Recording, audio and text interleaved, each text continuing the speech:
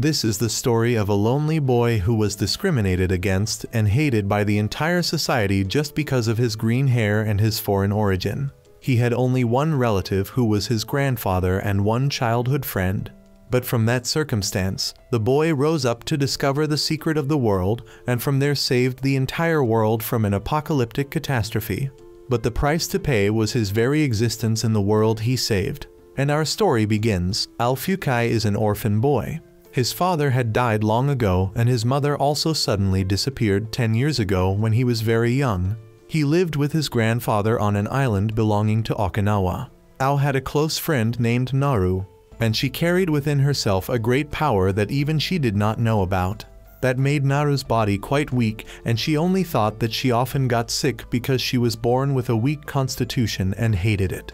That day Ao helped Naru search for the sloth she raised because she had lost it in the forest. After finding the sloth and bringing Naru to a safe place, Ao went back to finish the mango gathering work he had left unfinished. Meanwhile, there was a group of people transporting goods for the military led by a guy named Gazelle.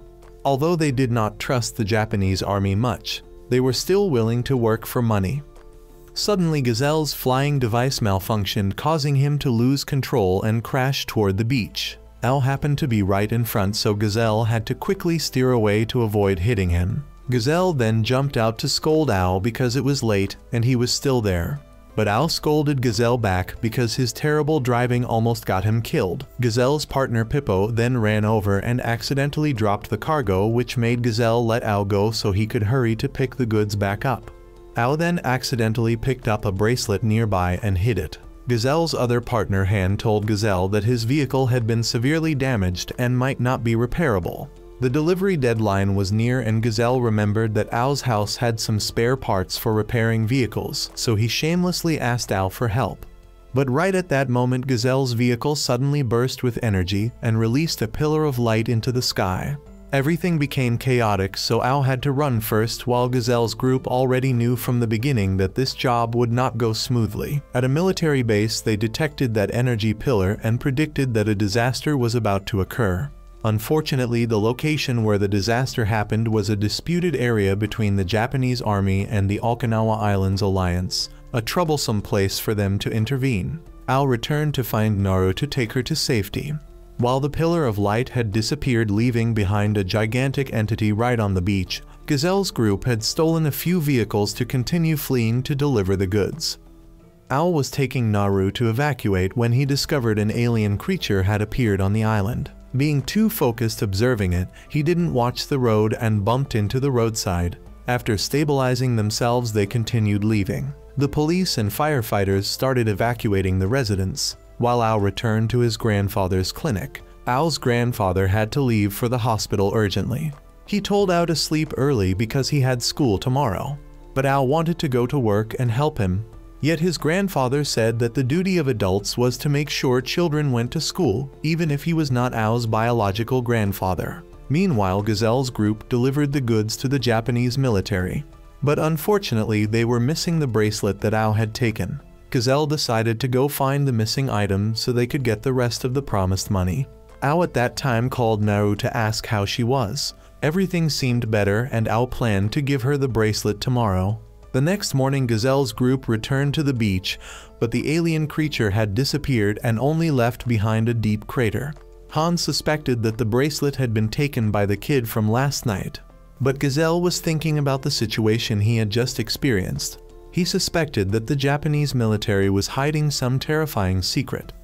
That morning, when everyone had just returned to their normal lives, suddenly 2 more pillars of light appeared right on the island and on the nearby sea area. Ao happened to be nearby when that gigantic entity fell down. He tried to call Naru and his grandfather, but both the network and communication lines had collapsed. The residents came and told Ao to leave quickly before the alien creature appeared. But right as they finished speaking, the monster had already arrived and attacked. Ao luckily survived, but those who warned him did not. He then ran away in fear while the monster kept shooting everywhere. When he grew tired of running, Ao wondered if he could do anything to change the situation. He looked at the bracelet, and it suddenly flashed, causing him to drop it. The bracelet kept glowing, and Ao discovered his mother's name on it. Memories of his mother returned, and he remembered that she used to wear this bracelet. Gazelle's group arrived, and he wanted to take the bracelet back. But Ao held it tightly and even bit his hand to make him let go. Ao believed that by all means he would not hand it over. Meanwhile, the military force was preparing to depart to deal with the monsters. But because they could not contact the defense forces on Okinawa Island, they could not grasp the situation clearly, which caused their deployment to be delayed. Gazelle saw that Ao refused to hand the bracelet over, so he compromised and told Ao to go with him, because he could not just stand by and watch. The Japanese army at that moment was discovered by the island defense forces and chased away. They kept running because they knew the island defense forces could not keep chasing them, as they still had to take care of the situation on the island. Right then, a secret device on the Japanese ship alerted the monster and made it chase after them. Gazelle told Ao that his bracelet was the key to a weapon the Japanese army possessed. He planned to ask the Japanese army to help destroy the monster. But if they did not agree, they would steal that weapon. They passed by the gigantic entity, and Gazelle said that once this thing appeared, it was a sign that the monsters would also come. Ao thought the monsters had the international defense team to deal with them. But Gazelle disliked waiting to be rescued, because if they did nothing, the entire island could disappear. Han then discovered that the Japanese army was trying to escape, so Gazelle rushed out to the sea. At the same time, the Japanese army realized the monster had begun to target them. Gazelle fired his grappling line to latch onto the Japanese ship. But the Japanese soldiers pointed their guns at them to fire warning shots. At that moment, the monster began firing and shot directly at the Japanese ship. Gazelle's vehicle was also affected, so he told Ao to break the windshield and get onto the Japanese weapon to fight. Ao then managed to jump onto that weapon. But Gazelle's group fell into the sea, leaving Ao with no one around to help. The bracelet then helped Ao open the cockpit and enter inside. He noticed the control panel was not too complicated, so he felt confident he could pilot it. Ao's grandfather at that moment was returning to find his grandson when he suddenly encountered Naru's family, who had gotten into an accident on the road. The ship then exploded, causing Ao and the weapon to sink into the sea. Ao was still safe and soon realized the bracelet was synchronizing with the weapon. He then discovered that the weapon welcomed its owner back, and its previous owner was Ao's mother. His hair then turned green and the machine began operating and rose from the water. The International Defense Forces had still not received any response from the Okinawa Island defense team, so they could not depart. But suddenly they detected a familiar signal appearing again. As Ao rushed toward the monster, his machine unexpectedly transformed into an armor form, and he rode on a flying board. Ao was still quite surprised by this mechanism. And although he was still scared when facing the monster, he forced himself to stay calm and continued to move forward. Naru's family at this moment did not believe that Ao's grandfather had saved them. The reason Naru's father showed disgust toward Ao was because many years ago his grandfather had saved a girl and let her stay on the island. But ever since that girl appeared, many things had happened, and that girl was Ao's mother. Ao had begun rushing in to attack the monster. But he still had too little experience, which caused him to be chased in return and forced to flee. The international defense team had arrived, and they realized Ao was an amateur for leading the monster toward the gigantic entity. Ao's grandfather saw the robot flying past and recognized it as the robot of the girl he had once saved. Ao realized he had made a mistake by bringing the monster here, but was immediately shot down by it. He barely managed to stay stable before crashing into the gigantic entity. Ao realized the monster was temporarily blinded by a type of gas produced by his robot. And this was a unique mechanism that the International Defense Team still had not been able to recreate. Ao then flew into the sky and lured the monster after him. It quickly rushed in and sliced off one of Ao's arms, but he managed to take back the severed arm and stab it into the monster's head to completely finish it off. After the fight, the International Defense Team demanded Ao reveal his identity, which forced him to escape. But he did not get far before they found him unconscious near a seaside cave and brought him ashore. Ao woke up and met Blanc. She wanted to know where he had hidden the robot, but he pretended to know nothing. He left afterward while Gazelle's group had been watching and planned to find the robot before anyone else could. That night, Ao returned to his grandfather's clinic and discovered island defense forces searching for him. They told his grandfather that Al was the one piloting the robot because someone had seen Al's green hair. Al was shocked and checked, realizing his hair had indeed changed color. In the past, Al's mother had also dyed her hair black because the villagers hated her. Naru had woken up and heard her father sending people to hunt Al down to extract information about where he got the robot. She secretly left and found Al in a place familiar to both of them. Al believed he had only tried to protect the island, but was being hunted by everyone. He also said his green hair was disgusting. But Naru did not care because he had saved the island. Al then decided to take Naru to see the robot he had hidden. Naru asked if he planned to pilot it again, but Al thought he wouldn't, because he feared he would only be hated more. He had done nothing wrong, yet everyone always treated him like an outsider. Meanwhile, the International Defense Team was still waiting for further orders when they suddenly received a distress call because their remaining pilot had been captured by the island defense forces while he was alone. Al was with Naru and planned to live isolated from everyone to avoid being hated. But right then, Naru's father and a group of people came out to subdue and capture Al, while Gazelle's group also found the robot but did not know how Al had piloted it. Gazelle after a while decided that if he could not pilot it himself, he would force Al to pilot it no matter what. Meanwhile, the commander of the International Defense Team Ivica was with Blanc and his subordinates heading to a meeting with the Okinawa Island Defense Forces. On the way, a little girl recognized Blanc as a world defense pilot and begged her to save her mother. The officer did not want to cause trouble, but Ivica allowed Blanc to help. The officer noticed that rumors about the pilots being children seemed true.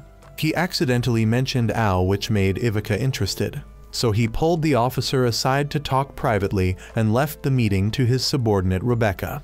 When Rebecca arrived, she requested authorization for the International Defense Team to completely destroy the gigantic entity.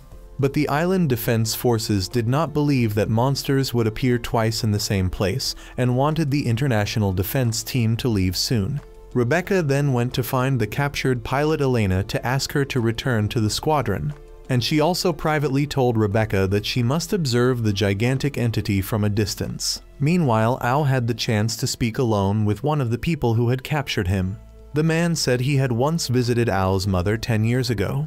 Naru's grandmother then recounted that 13 years ago Al's mother had suddenly fallen from the sky and was saved by the region's doctor.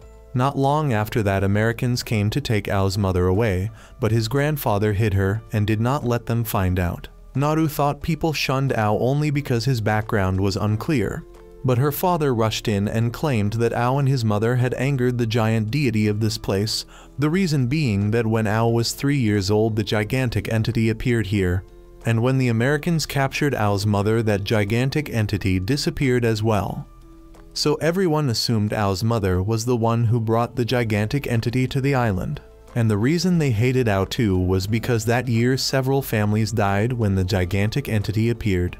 And Naru was the only child who survived. Al asked what he could do to atone, but sadly there was nothing he could do. Gazelle told his two friends the story and said the island was becoming insane and the people were simply looking for someone to blame. Ivica at that moment had found where Al was being held and barged inside to meet him. But at the same time Gazelle drove his vehicle into the house to take Al away. Al then learned that the man who had captured him was Gazelle's father.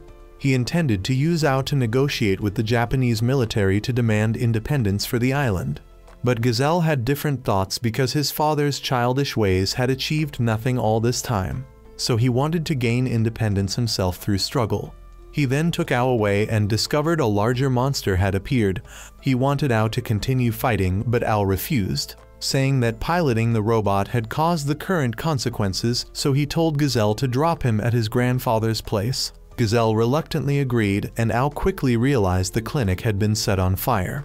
But his grandfather did not want Al to hate the people here because they were simply terrified with nowhere left to go. They were blindly trying to protect the island. Al understood his words and decided to return to fight once more. And Gazelle's group waited there in case he changed his mind. The island defense forces were trying to attack the monster when Rebecca called and told them ordinary weapons would not work because the monster could emit electromagnetic waves to disable them. So the International Defense Team decided to take over the incident. Blanc and Elena launched into battle and attacked from beneath the monster ship. It began releasing smaller monsters, forcing Elena to clear them out. But soon after, the ship released its entire force, making the battle look extremely difficult. Gazelle still asked Ao why he chose to return to fight, and Ao said that if he did nothing he would regret it later. He then remembered memories of his mother and realized she had once shown him this bracelet before. And the robot now recognized Ao as its pilot, making him understand his mother had arranged everything for him long ago. He flew the aircraft into battle, and his appearance caused the military to target him.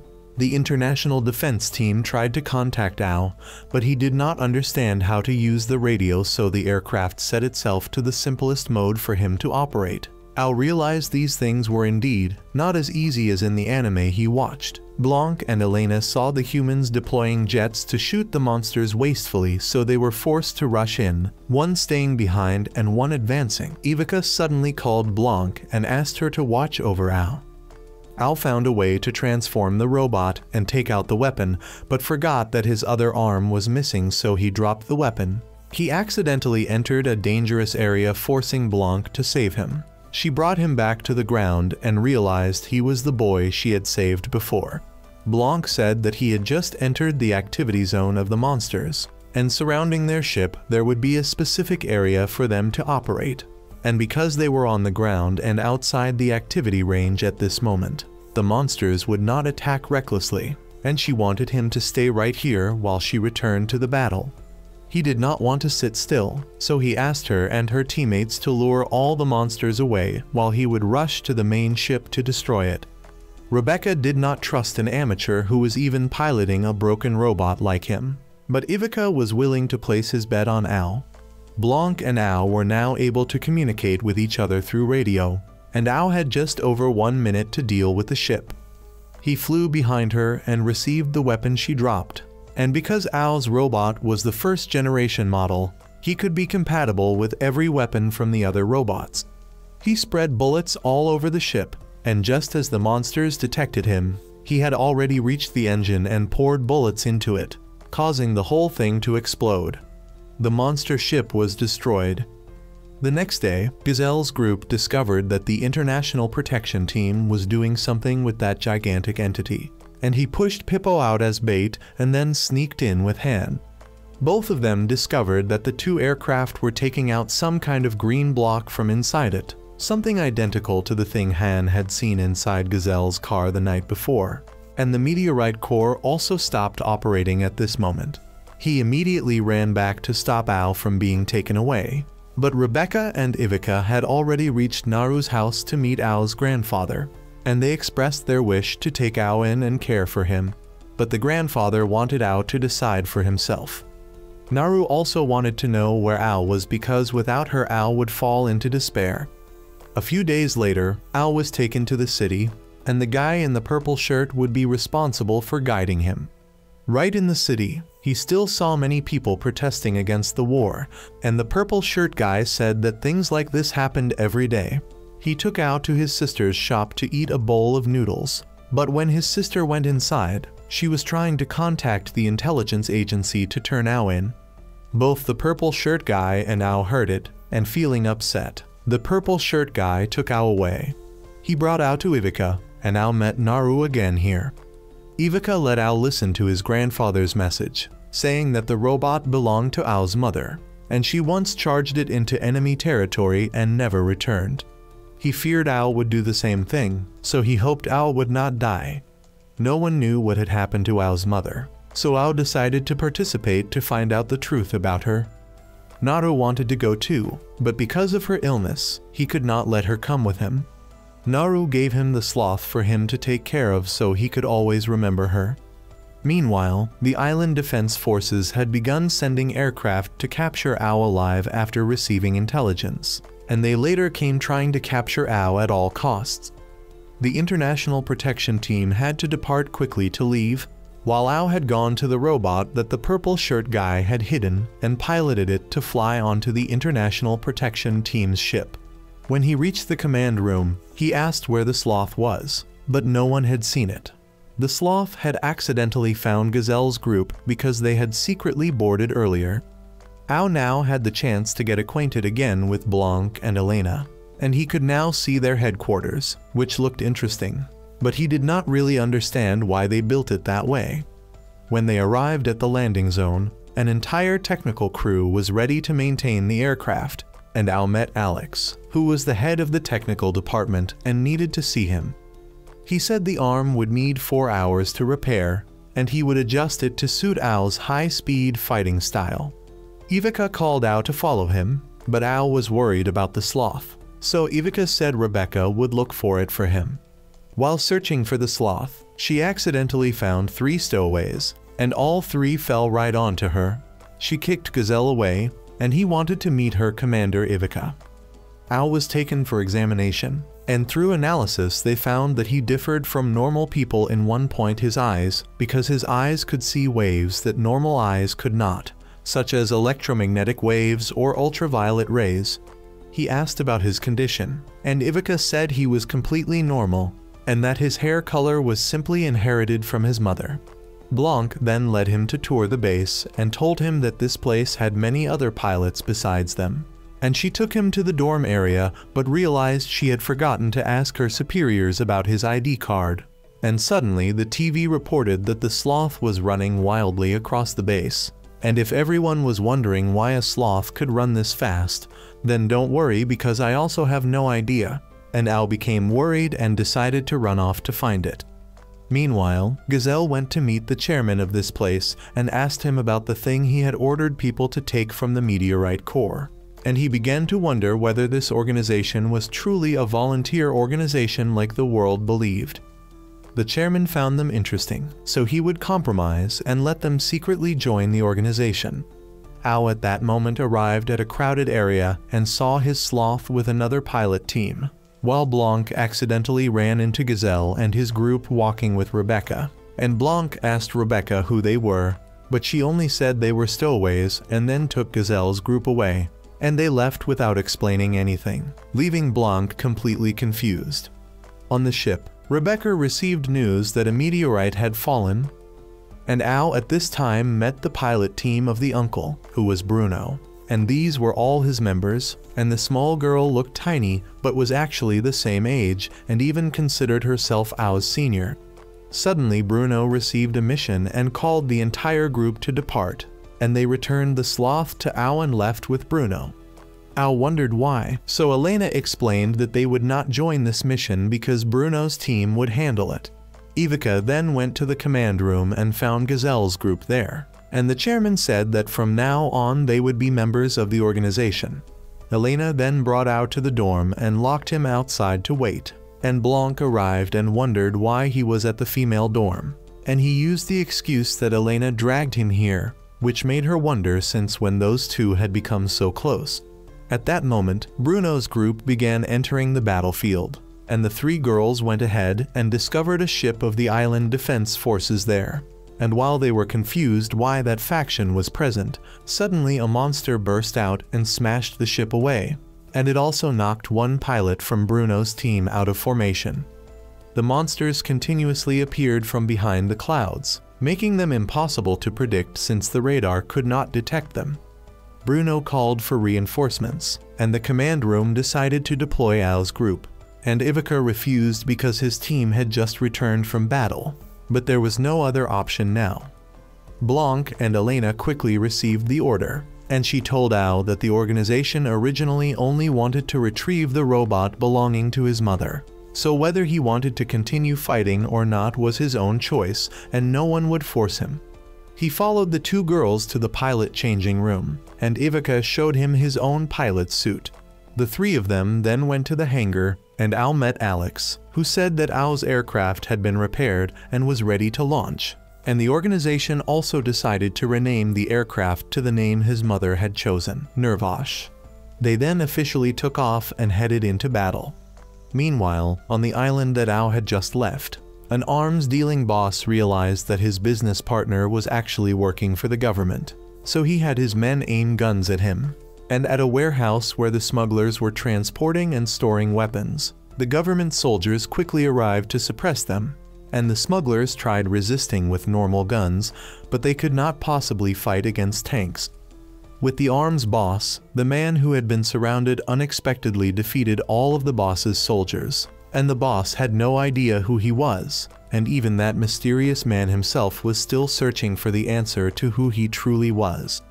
A robot pilot emerged from the swimming pool, but only saw a woman, while the warehouse was completely destroyed, and the commander's men did not understand why the commander had ordered them to fire back. But the real commander had been hiding the whole time and had not given any order, and he then discovered that there was a shapeshifter who had impersonated him to launch the attack. That shapeshifter then attacked and seized the robot from the man in the pool and piloted it to fly straight toward the monster that the International Protection Team was targeting. Returning to Ao, Ivica let him meet Jorg, an AI in their system, and Jorg told him clearly the location he needed to go to, and that their mission would be to deal with the monsters while also rescuing the 3 pilots of Bruno's team. And they were forced to go quickly because the command ship detected that Bruno was trying to head straight inside, and they suspected he would ram into the monster's ship to clear a path. And they tried their best to hurry, but in the end, it was still too late and Bruno had sacrificed himself so they could see the location of the monster ship inside the clouds. And the command ship wanted them to retreat because the explosion had caused the energy to become unstable, so their aircraft would have difficulty flying when approaching the monster ship. And suddenly the robot that the shapeshifter had taken earlier rushed in to assist by firing a few shots and then flew away. And Ao did not know whether the ship that had just helped him was friend or foe. And afterward they all retreated together, and the command ship wanted the whole group to try to rescue all the pilots as well as collect all the damaged parts to bring back.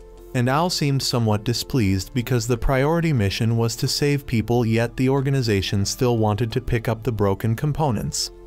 And when flying past the shapeshifter, he accidentally recognized the robot Ao was piloting and looked extremely surprised. And when returning, Ao went to the hospital to visit the pilots, and he went to see the youngest, Chloe, and the little girl finally sat up and met Ao. And he told her that everyone was safe and hid the truth about what had happened to Bruno. And afterward he stayed to watch over Chloe so she could rest. But in the middle of the night he also fell asleep. And Chloe saw Rebecca calling Ao, so she listened to it and learned what had happened to Bruno. And since Ao was still asleep, Ivica wanted to let him continue resting and let the 2 girls sortie by themselves. And Ivica did not blame Ao for falling asleep because he had not been able to rest for several days. And Chloe then woke Ao up, and he realized everyone had already departed. And he thought he was useless, so no one needed him, and began blaming himself, which Chloe could not bear. And the girl said that everyone was only trying to protect him because he was sleep deprived, and going out like that would be no different from offering himself to die. And she was not too sad about Bruno's death because he had been forced to do that to save them. And Ivica was the same. Everyone wanted to protect him, yet he only thought he was useless and incompetent. And Chloe admitted she had tried to imitate Ao by charging into the monster ship's active zone, but that had only brought disaster onto them when they were counterattacked and failed. And after hearing her encouragement, Ao decided to depart. And the 2 girls had tried to fire from long range, but it was ineffective, so Ao went to them and wanted them to fire to open a path for him because the monster ship's shield needed time to recover after each hit, so he wanted to try using that chance to break in. And he rushed through the storm and then grabbed onto a small ship to land, and he broke the small ship so it would release more of them. And from there he used them like stepping stones to climb up. And when he approached, he simply punched through the monster ship's energy core and successfully destroyed it. And when returning he received praise from Ivica. And the shapeshifter then understood how his existence was related to Ao. And the next morning Ao and Blanc noticed that people had come to clean up Bruno's belongings. And Ao went in to look and saw that Bruno had always placed the children in his team as his top priority. And he worked with the principle that it was not time for children to die. And Ao felt heartbroken because a good person like him had passed away. And meanwhile the shapeshifter had arrived at the organization's front gate and attacked. And he continuously transformed from one form to another and finally returned to his true form. And this white-haired man called himself Truth. And Truth kept approaching the base and held out his hand in the shape of a gun and said one word, "Bang," and explosions kept happening without any clear reason. and the soldiers were forced to rush in to stop Truth, but he destroyed the main gate and went inside. And the police who had just been deployed to stop the intruder were all blown away by the explosion. And Ivica called Ao and told both him and Blanc to stay inside the room, and that someone would come to pick both of them up. And Blanc complained because she had to stay in the boys' room. But from the start she was the one who entered here first. No one forced her. And the commander also asked whether Elena was with the two of them because he had tried contacting her through the emergency channel but received no response.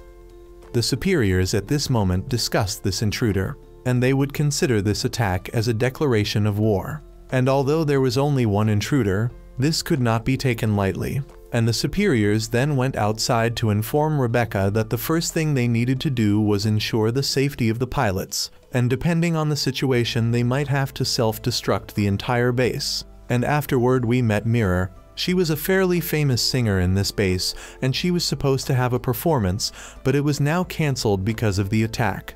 And her performing partners wanted her to evacuate soon, but she told them to go first because she still had something to do. And Mirror had checked through the cameras in the base and discovered that Truth seemed to be approaching this location. But as soon as she looked up, he was already right on the stage, and soldiers ran out to stop him and asked him where he came from. But he did not answer and only said he would dedicate this performance to everyone in the base. And afterward he grabbed the microphone and rushed forward and then fired a shot that blew away all the soldiers. And he then asked Mirror what she was doing here. And after hearing that she was a singer, he ignored her and left. And afterward Mirror listened through the radio and heard that the soldiers were gathering people to protect the shelter. But Mirror realized that Truth was not targeting that place at all. And Gazelle at this moment was vomiting non-stop when suddenly the restroom exploded. And Truth kept walking in here, and because the soldiers were chasing him they did not notice and stepped on Gazelle and his friend. And they pushed Truth into a corner, and he believed they were blocking him from seeking the secret of the world.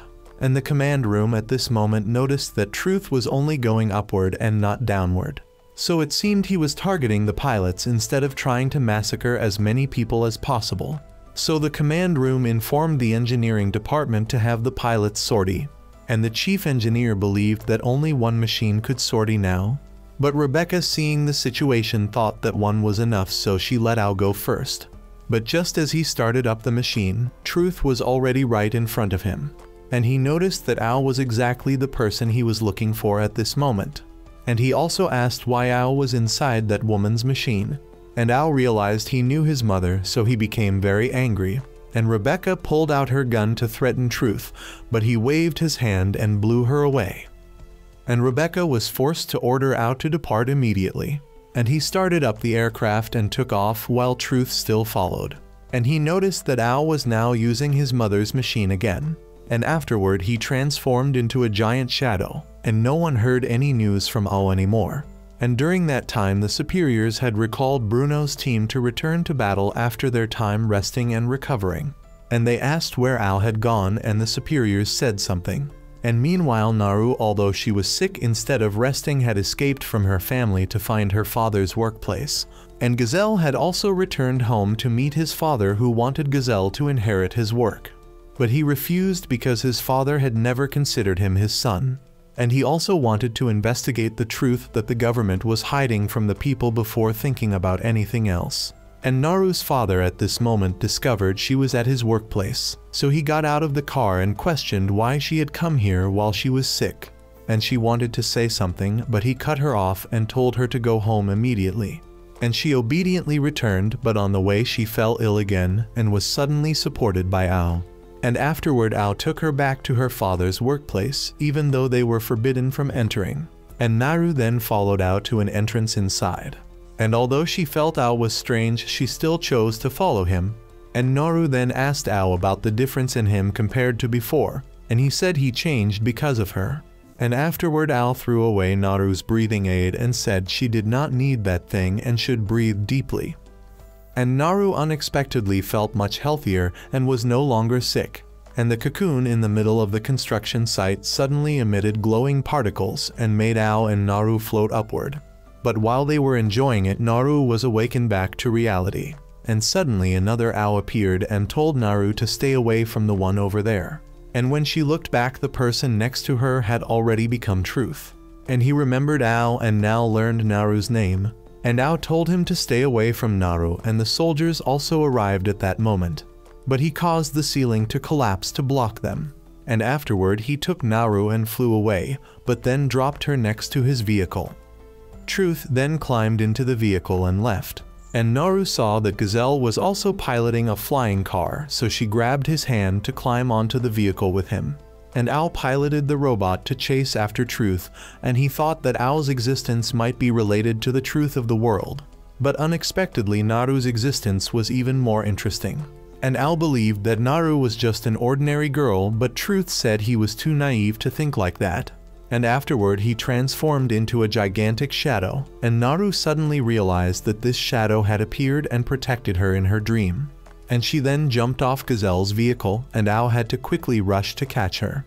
But Naru deliberately dodged Ao because she believed she could fly, and she afterward landed safely but still needed Truth to hold her back before she lost momentum and fell off the cliff. And Ao ran over telling Naru to stay away from Truth, but she stood in front to protect him. And she knew Truth was the piece she needed, and as long as she stayed near Truth, she would be able to fly. And afterward Truth teleported and took Naru with him. And Ao tried to reach for Naru but missed, and afterward he suddenly woke up at the base. And Elena and Blanc told him he had been unconscious for 3 days. And Blanc reminded him that he and Truth had chased each other for a long distance, but when they found him, he and the aircraft had crashed into the ground while Truth had disappeared. And Truth was later wanted by the organization, while Ao was happy thinking everything he saw was only a dream. But Blanc regretfully informed him that what he dreamed was true because Naru had been taken by Truth. And the government at this moment was disappointed in the International Defense Force that Ao was working for, because the government had poured so much money into it only for the place to let a terrorist easily enter and destroy everything while they could do nothing to resist. And the next day the engineers were sighing with relief because everything had stabilized again when suddenly they saw Ao's aircraft taking off. And the chief engineer had to rush out and jump onto the aircraft to cut the power to stop him. And afterward Rebecca and Ivica said that their job was not to chase terrorists, but to deal with monsters before they exploded. And the chairman had to come to ask how they planned to punish Ao, and Ivica had not decided yet, so the chairman wanted Ao to be given only a warning this time because he had helped Bruno's team before. And the chairman viewed the pilots as his own children, so he did not want to be too harsh, and Blanc seemed saddened by his words. And the next day Ao walked around and discovered he was being watched. And everywhere he went someone followed. And when he walked past Blanc's place, Gazelle also arrived. And Ao wanted him to stop following him and angrily left. And Blanc wondered why he was following Ao, and he said he was ordered by the chairman to monitor Ao. But he did not need to hide and could openly follow like this to pressure him.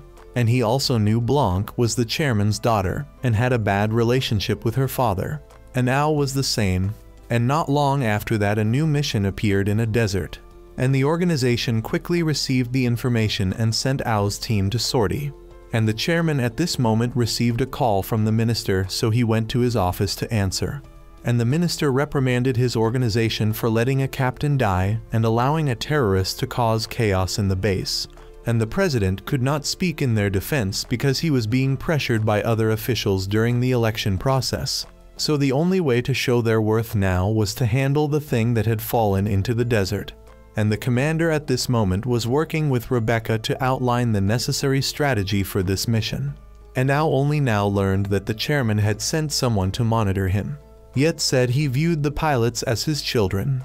What a load of bullshit. And now Ao also learned that Blanc was the chairman's daughter. And afterward they suddenly received information that the monster appearing this time was very similar to the type that had appeared many years ago. And it could cause constant lightning storms in the sky and was very dangerous. And unexpectedly the superiors informed Ivica to cancel the mission by the chairman's order.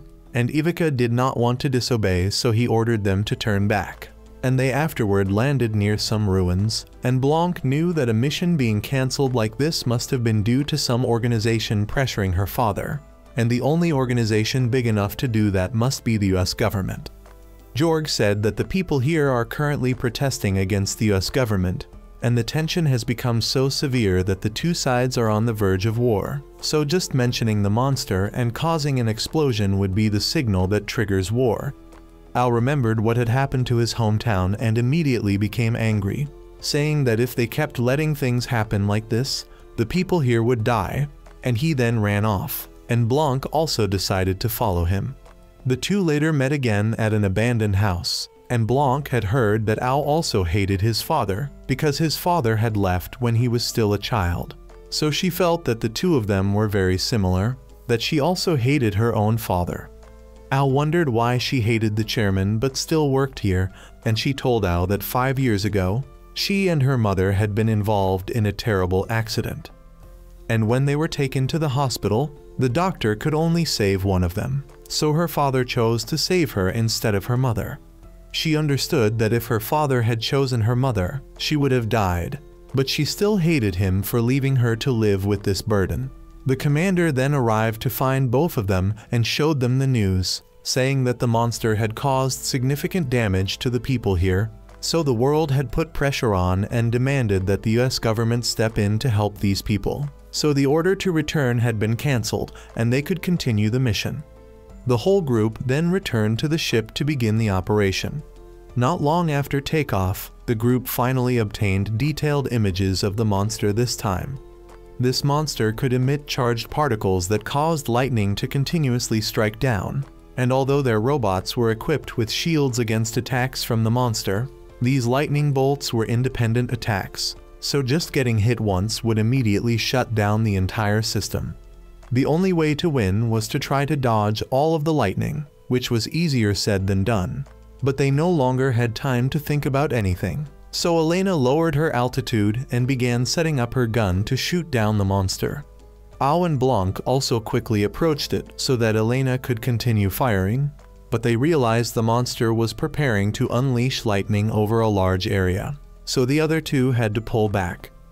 Elena was unfortunately struck by lightning, causing her to shut down and require a reboot, and the commander was forced to call Au and Blanc to hold position and wait for orders because they needed Elena to carry out the plan. Suddenly, the whole group discovered that the monster had suddenly transformed into the form of a box and was speeding away. And through calculations they realized the monster intended to ram straight into the cocoon and fall directly onto it. And it was predicted that many people would die if the collision happened. The commander ordered everyone to return because there was nothing more they could do.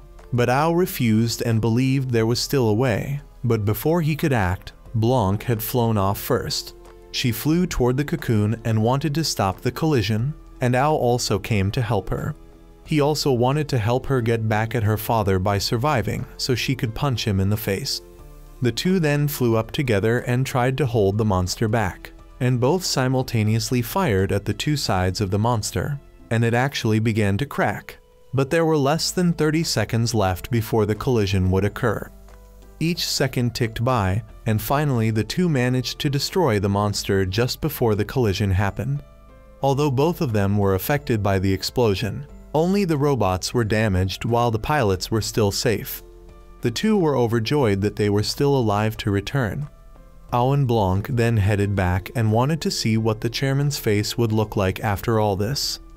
But the two then immediately discovered that the footage on television had been faked by the people at this base to deceive the US government. The chairman at that moment also said that the US government was questioning them about that footage because the US government had sent investigators and the opposing city had nothing happening at all. The chairman also reported to them that he did not know anything, and now the chairman needed Ivica to report the reason for their late return. He simply said that the ship's engine had malfunctioned, so they had to return late and that they had not interfered at all. Blanc and Au then realized that the chairman had arranged that footage to help them continue the mission. So basically the chairman had also saved many people. The commander then returned here with Rebecca and saw that Au and Blanc seemed to have become much closer. After that period of time, the Japanese military was now planning to test a simulation of an artificial cocoon in order to help Japan rise to become the #1 in the world. Since Japan had now been isolated by the Allied forces worldwide and by the US government, who simultaneously refused to give them any information, causing the economy to remain stable but the military to fall far behind other countries. Even though the military wanted to develop strongly, they knew the citizens would definitely not support this action because the people only wanted to live in peace. However, they still considered this necessary, so they decided to buy information about the classified documents related to the cocoon that the US government was hiding from a hacker group. However, this plan of the Japanese military was sent out by a spy. We returned to the group of pilots. Since it was their day off, Blanc and Elena decided to go to the pool to relax. But Al suddenly ran there and wanted both of them to focus on training. But Blanc believed that swimming was also a form of training, and she knew Al was impatient to save his girlfriend Naru. And the reason he didn't want to join them in swimming was probably because he didn't know how to swim. But he corrected her by saying he actually did know how to swim. Meanwhile, the chairman informed Ivica that the Japanese military was planning to test creating a monster cocoon, and Al's team's upcoming task would be to secretly retrieve that cocoon from the Japanese military. Right at that moment, Al's group walked past Ivica's room, and Al noticed that the chairman had just given some order to his commander. Not long after, Gazelle's group was sent to Japan. After a few troublesome immigration procedures, Gazelle's group finally made it through. The whole group then went to a hill near the military base to intercept signals and eavesdrop. Since this was the place where the cocoon had fallen into Japan, it did not take long for Japan to begin their research and extraction process. They were now beginning the research process. After a small experiment, the cocoon showed signs of activity, and the Japanese military became confident that they had now completed the first step of their plan. Gazelle's group was also surprised to hear that the first step of the Japanese military had succeeded.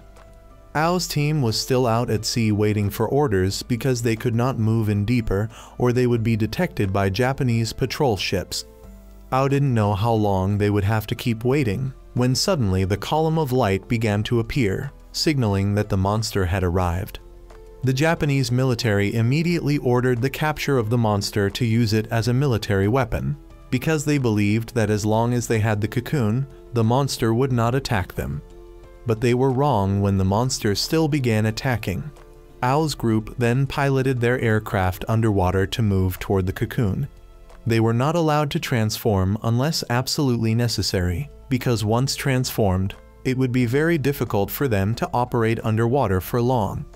Al questioned why they had to move underwater instead of on land, and Commander Ivica explained that their target this time was to retrieve the quartz ore inside the cocoon, the very thing the monster was aiming for.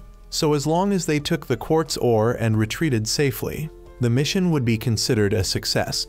Originally, the organization's job had always been to retrieve the quartz ore inside cocoons, but due to the nature of this mission, if the situation required it, they could destroy the quartz ore along with the cocoon. Al still wanted to save people, but the two girls said that the Japanese would not be grateful even if he saved them. But since he was a child of Japan, he could not stand by and watch his fellow citizens suffer without helping. Al shot ahead, so Ivica had no choice but to tell the two girls to continue with the mission. Gazelle's group now no longer wanted to eavesdrop, but wanted to head straight into the military base to get the information directly.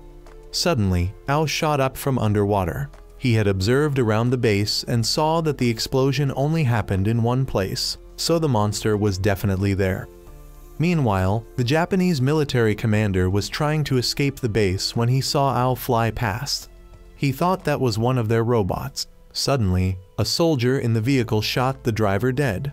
He then transformed into truth and claimed that the robot was his, not the commander's. He was about to kill the commander when Gazelle's group's vehicle suddenly launched straight down from the mountain.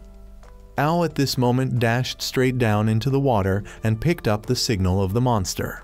He carefully transformed and waited for the monster to approach. Just when he saw its signal was close, The monster was nowhere to be seen, but one of his legs was suddenly crushed. Gazelle and his friends had just gotten out of the vehicle that had crashed when they accidentally encountered Truth again. Gazelle noticed the gun at his feet and asked whether this whole mess was caused by Truth or not. The two girls had now reached the area containing the quartz, but when they opened it, it was all damaged quartz that had been repurposed by the Japanese military. Although these were only byproducts of the cocoon, the amount was large enough to be concerning, because if a huge quantity of damaged quartz was gathered in one place, it could cause an explosion. Ao still could not locate the monster when suddenly it dragged him deep down to the bottom. The water pressure gradually damaged the robot, forcing him to cut off one leg to escape. But the two girls arrived just in time to assist Ao. He then realized that the monster would reveal its true form when swimming into the area where fuel was leaking. So he attacked the girl's robot to make more fuel spill out and force the monster to appear. Ao quickly rushed forward, grabbed the monster, and crushed it until it exploded. But the damage to his robot was now too severe, so he began sinking. The two girls once again came to save Ao and pulled him back to the surface. Gazelle was questioning Truth about several matters when the two girls flew past carrying Ao, causing Gazelle to lose focus for a moment and allowing Truth to escape once again. Upon returning, the two girls asked why Ao realized how to make the monster reveal its form, but he himself wasn't sure. We then returned to the commander of the Japanese military. He had learned his lesson that Japan should just continue developing its economy instead of engaging in an arms race. But right after that, Truth appeared and eliminated his partner. He claimed he could see the man's desire to dominate Japan and wanted to cooperate to help him achieve an even greater goal. Not long after, at the Arizona desert in the US, a sudden monster landing occurred. Although the US military fought hard to resist and intercept the monster, in the end they still failed. In truth, this was not the first time the US had been attacked by a monster. Ao wondered whether, if the US was attacked again, they would ask his organization for help. But Commander Ivica thought the answer was likely no. Therefore, Ao's entire team had to wait for orders along the border. Gazelle and Rebecca were now discussing matters with a government official in the US, hoping the US government would accept the organization's help. But the official did not want their help and kept diverting the conversation to how he and Rebecca were once co-workers in the same company, though now each had gone their separate ways. Back when they worked for the military, the two of them had once wiped out an entire country during a conflict among the citizens of an island. After dealing with the cocoon that had fallen on that island, a civil war erupted there and dragged them into the conflict, and the US military soon suppressed the army on that island. The world then refused to extend help, causing the island's situation to worsen day by day. Gazelle had heard about that event before, that the island was slaughtering its own people, so naturally no one wanted to help a place like that. But the massacre the world believed to be happening was actually caused by their former company. They claimed that it had been necessary for the world to develop into what it is today, that the action was neither right nor wrong, nor the fault of any specific individual. It was an action for which all participants bore responsibility. Rebecca felt he hadn't changed at all since that time, while she herself had hoped she had changed enough to make up for her past mistakes. But he still believed that she was doing the same kind of work as she had back then. Ao was sitting and waiting for orders when suddenly Naru's sloth brought him a book about the Pied Piper of Hamelin. Ao realized that the name of the team Ivica led was based on the Pied Piper's name, so he wondered about the meaning behind it. The two girls said this name was given to the team by Commander Ivica, so only he would know its meaning. Jorg then transformed into a literature teacher and explained the meaning of the Pied Piper story. But Ao didn't want to listen, so he took the sloth away, and when he came back Jorg still hadn't stopped talking. Suddenly the president called to report that the US military had encountered another monster. But because this monster had a rather wide range of activity, the military used infantry to intercept it. Ivica unexpectedly asked the president for permission to deploy the whole team, and when the president did not allow it, he disobeyed orders and set out on his own. He then entered us territory with Ao. Ao realized this was a rare moment when Ivica directly went against the president's orders. Ivica believed he had a bad feeling about the US military using infantry to intercept the monster, so he overstepped authority to see the situation for himself. They then entered a town the monster was highly likely to pass through, and they unexpectedly found a group of people who still had not evacuated, so they went down to ask what was happening. When the commander asked why they had not evacuated, the group said that man over there had stopped them from boarding the helicopter.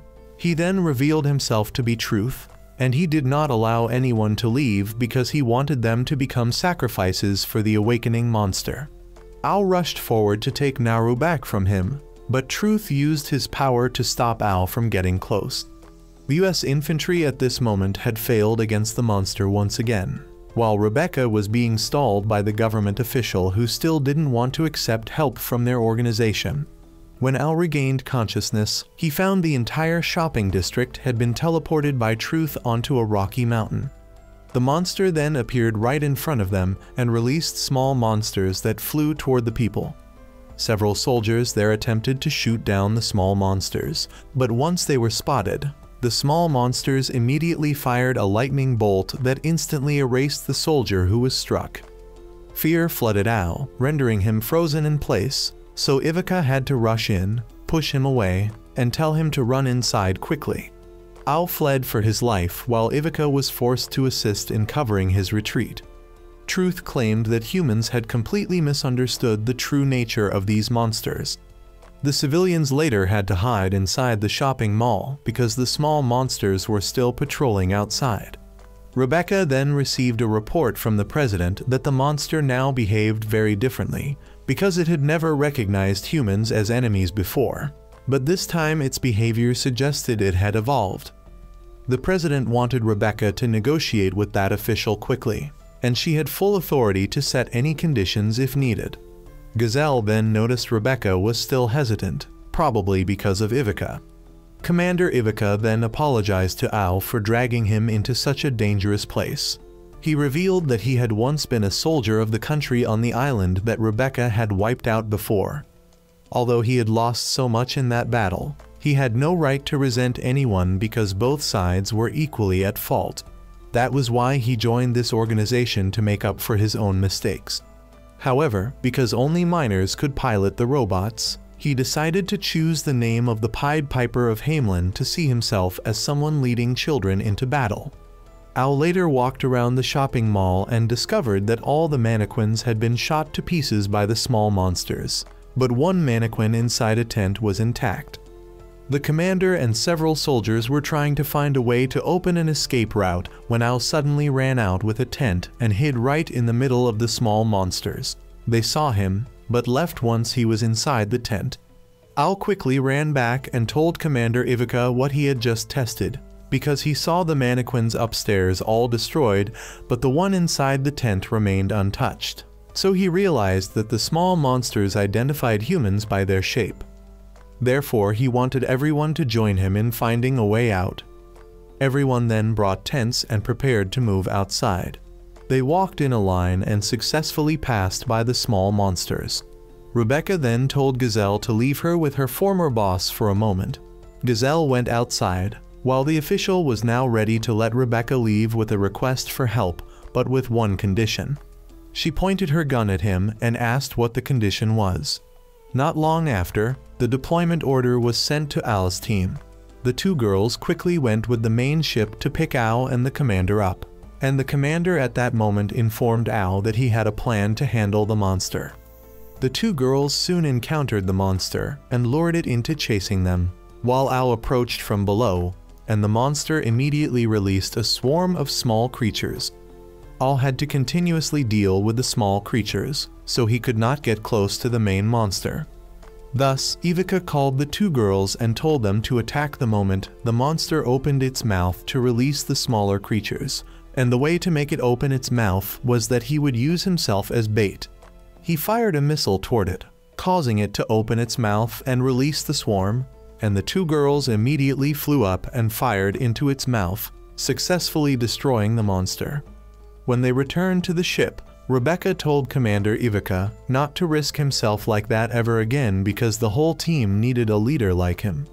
Not long after, Gazelle and his team had the chance to go investigate a few things, and he discovered that the singer Mirror, who had been at their base before, had been traveling everywhere performing throughout this time. However, while they still had no information, his group examined Mirror's face carefully, and when comparing it, it looked quite similar to Elena.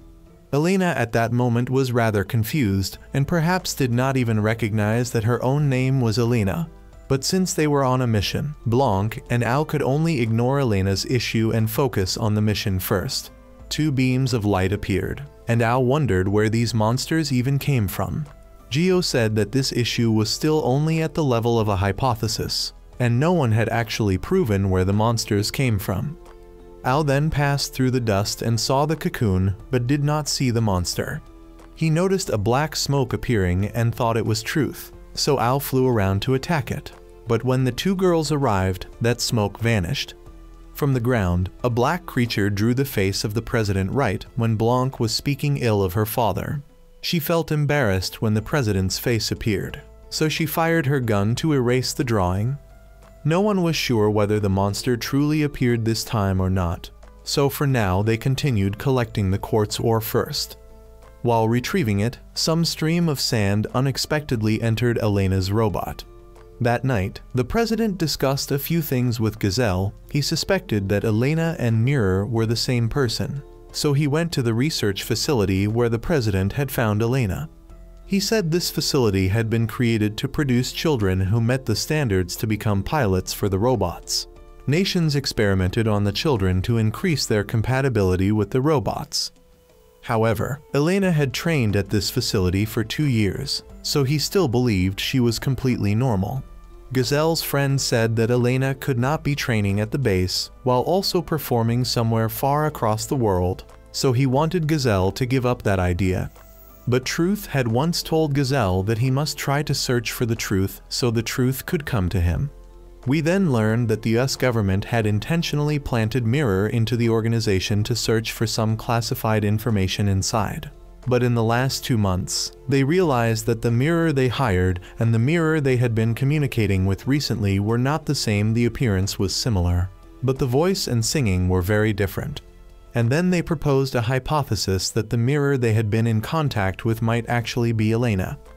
Meanwhile, the engineering team was performing maintenance on the robots when suddenly the sand inside Elena's robot burst out and entered the bodies of the 3 girls from Bruno's team, causing them to lose their minds and fly away in their aircraft. Elena was also possessed by that sand, making her unable to distinguish who she truly was, Mirror or Elena. She then ran to Al. At that moment, he still did not know what the smoke he encountered was, when Elena ran in and hugged him, causing him to be affected by the sand and follow her. Ivica then discovered the 3 girls of Bruno's team suddenly flying in the sky and then abruptly falling. The engineers had to cut their power and then go inside to restrain and sedate them so they would stop hallucinating. Blanc had the same condition, so she was sedated as well to stop her from resisting.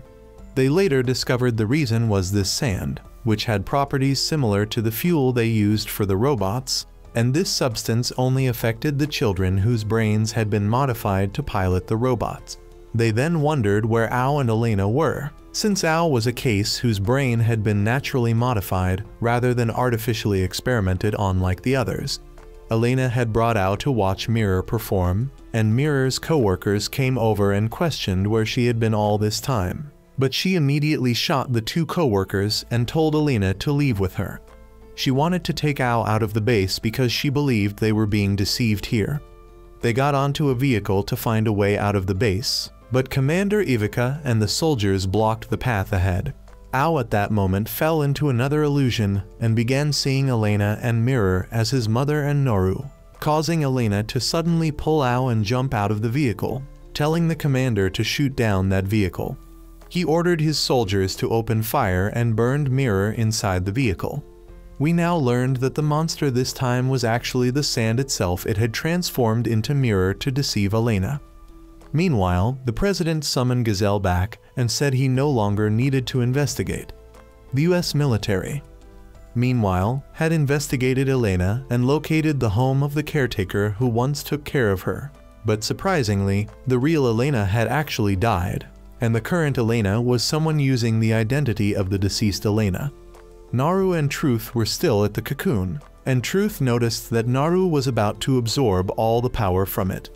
Naru wondered why Truth was only kind to her, and Truth said it was because the two of them were very similar, both seeking the truth and rejecting this world.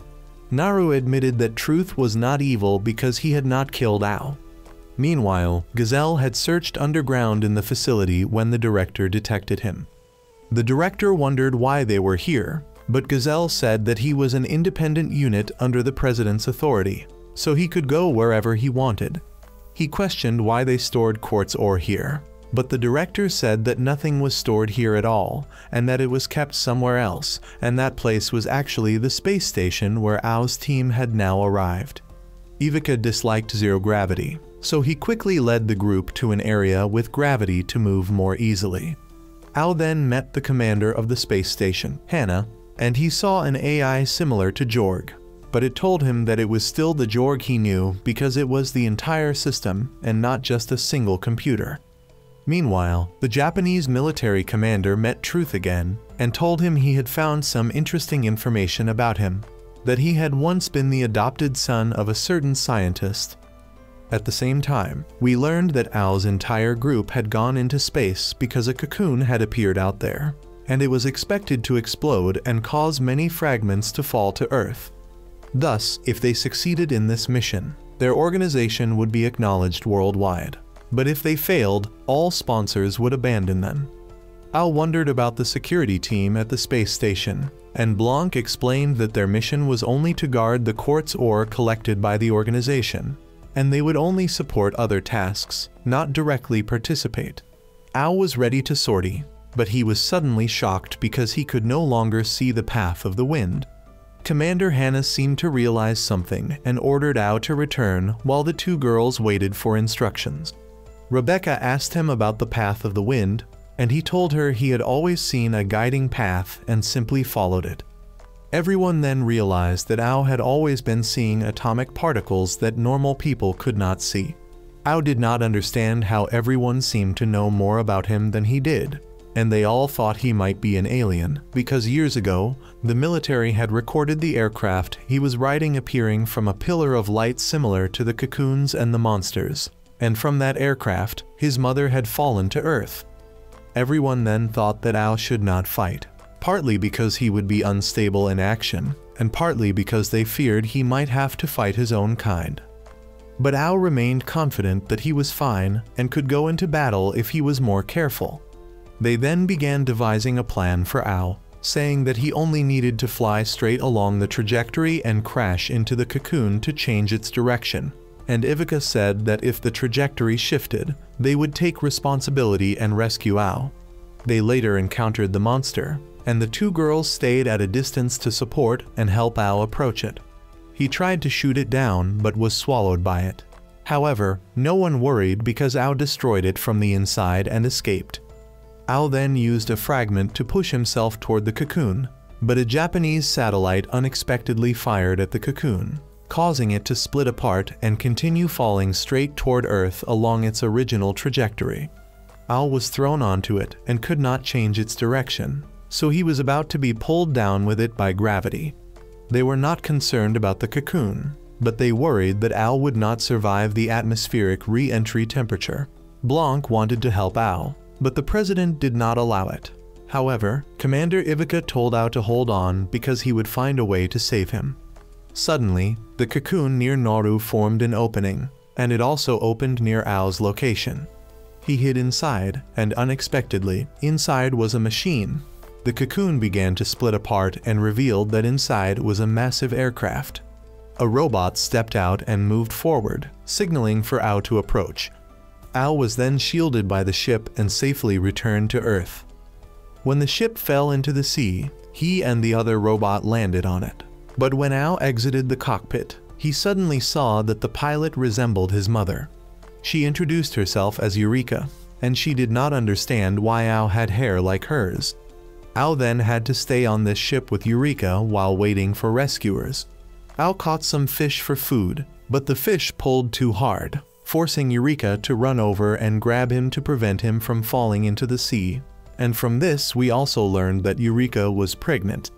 When they went inside the ship to eat and talk, Ao learned that Eureka came from another Earth different from the one he lived on, and on Eureka's Earth, humans considered the cocoons as homes and lived inside them.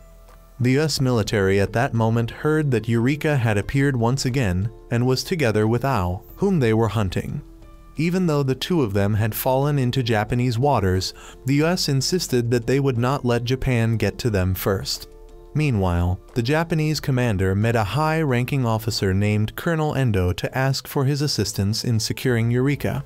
And although the International Protection Team had tried to conceal Eureka's return, the Japanese military had still obtained the information early. When they boarded the ship, the captain asked the commander who the girl was. He quickly approached and questioned why Truth had come here. Truth wanted the Japanese military to leave Eureka to him, and he would allow them to take Ao's Nervash, but the commander pointed a gun at Truth, unwilling to compromise, because the Japanese government did not intend to confront the International Protection Team. However, Truth simply turned away, letting the commander see that threats had no effect on him. Meanwhile, Ivica's team was trying to reach Ao and Eureka as quickly as possible. Blanc did not know who Eureka was or why everyone panicked at her mention, so Rebecca explained that she was Ao's mother, though that was in the past, and the current Eureka seemed to be just a strange girl who appeared from inside the cocoon. But a member of Hannah's crew then revealed that 10 years earlier, the cocoons had appeared at the same time Eureka arrived on Earth, and she had taught humans how to fight them, which led to the creation of the International Protection Team. The president was now torn between two choices. One was to choose safety by having Ao bring Eureka back, but abandon the ship.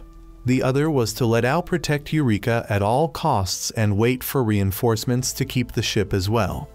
Meanwhile, Ao talked with Eureka and asked her about the father of her child, and she said it was Renton, someone rather childish but whom she deeply loved. She did not know where she was now. Her most recent memory was of her and Renton investigating the mysterious disappearance of the cocoons, and then a flash of light occurred and pulled her, the ship, and Renton's Nervash into this world. At that moment, Ivica's group arrived, and he suddenly approached Eureka and greeted her, because 10 years ago, Eureka had met him and revealed that she had once traveled to the future of this time and met him as well as Colonel Endo. At that time, Eureka and Ivica's soldiers were on a mission to recover quartz ore and eliminate monsters. Eureka had been piloting the Nervash and tried to extract the quartz core while humans held the monster back. But the monster fought back so strongly that Eureka had to make the painful decision to let the Nervash fight on its own while she took the quartz ore and disappeared into the light column, knowing she would have to leave her little child alone in this world. Noru was also coincidentally saved by the Nervash and partially absorbed some of its power during the event. Afterward, the president came to recruit Ivica, but he chose to return to his homeland. Ao, still not understanding Ivica's words, was told that the current Eureka would later travel back to meet him, and the child in her womb was Ao himself. Meanwhile, Blanc analyzed Jorg's data and discovered that the ship Eureka used to come here had been built in the year 12,000, proving that she truly came from the distant future, not another planet.